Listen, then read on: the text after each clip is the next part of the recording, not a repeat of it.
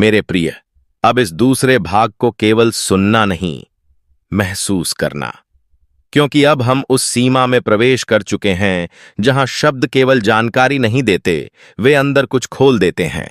अब जो मैं कहने जा रहा हूं वह हर किसी के लिए नहीं है। यह केवल उन्हीं आत्माओं के लिए है जिन्होंने पहले भाग को सुनते समय अपने भीतर एक अजीब सी खामोशी महसूस की थी। एक ऐसी खामोशी जो डर की नहीं थी, बल्कि किसी गहरे सत्य की पहचान जैसी थी। अगर तुम उन्हीं में से एक हो तो समझ लो, तुम अब पुराने जीवन में लौट नहीं सकते।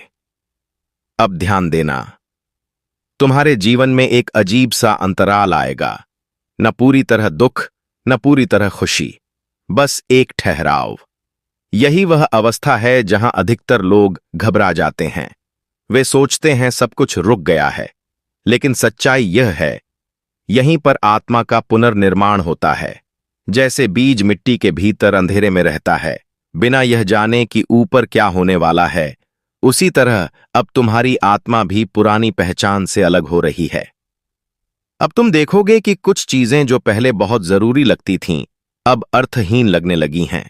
कुछ बातचीतें जो पहले घंटों चल जाती थीं, अब कुछ मिनटों में थका देती हैं। कुछ लोग जिनकी मौजूदगी से तुम ऊर्जा महसूस करते थे, अब वही लोग तुम्हें खाली कर देते हैं। यह तुम्हारा बिगड़ना नहीं है, यह तुम्हारा साफ होना है। अब एक बहुत गहरी बात समझो, ब्रह्मांड जब किसी आत्मा को अगले स्तर पर ले जाता है तो वह उसे अकेला करता है, दंड देने के लिए नहीं, बल्कि संरेखण, अलाइनमेंट के लिए। क्योंकि भीड़ में आत्मा की आवाज सुनाई नहीं देती, और अब तुम्हें अपनी आत्मा की आवाज सुननी है। अब तुम महसूस करोगे कि तुम्हें हर बात का जवाब देने की जरूरत नहीं लगती, हर आरोप का स्पष्टीकरण देने की आवश्यकता नहीं लगती, हर गलतफहमी को सुधारने की मजबूरी नहीं लगती, क्योंकि अब तुम्हें यह समझ आ गया है कि जो सच देखना चाहता है उसे बताया नहीं जाता। अब कुछ लोग कहेंगे, तुम पहले जैसे नहीं रहे, और वे सही होंगे, लेकिन वे यह नहीं जानते कि पहले वाला तुम खुद को छोटा करके जी रहा था। अब जो तुम हो वह खुद के आकार में लौट रहा है। अब ध्यान देना, तुम्हारी सहनशीलता कम नहीं हुई है, तुम्हारा स्वाभिमान जागा है। तुम अब वहां नहीं रुकते जहां तुम्हें बार बार खुद को साबित करना पड़े। तुम अब वहां नहीं झुकते जहां सम्मान मांगना पड़े। तुम अब वहां नहीं रहते जहां आत्मा को चोट लगती हो और नाम दिया जाता हो समझौता। अब ब्रह्मांड तुम्हें कुछ बहुत शांत सबक सिखाएगा। वह तुम्हें दिखाएगा कि हर मुस्कान सच्ची नहीं होती, हर मिठास प्रेम नहीं होती, और हर साथ साथ चलने के लिए नहीं होता। लेकिन अब तुम कड़वे नहीं बनोगे, तुम स्पष्ट बनोगे। अब तुम्हारे जीवन में कुछ अजीब संयोग होंगे।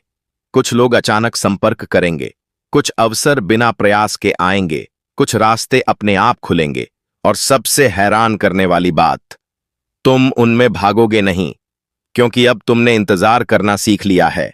और जो आत्मा इंतजार करना सीख लेती है, उसे गलत चीजें आकर्षित नहीं करती। अब एक और बड़ा बदलाव आएगा। तुम्हें हर समय मजबूत दिखने की जरूरत नहीं लगेगी। तुम रोओगे और शर्मिंदा नहीं होगे। तुम थकोगे और खुद को दोष नहीं दोगे। तुम रुकोगे और खुद को असफल नहीं कहोगे, क्योंकि अब तुम समझ चुके हो कि मानव होना कमजोरी नहीं है। अब तुम्हारी प्रार्थनाएं भी बदलेंगी। पहले तुम मांगते थे रिश्ते, जवाब, न्याय, वापसी।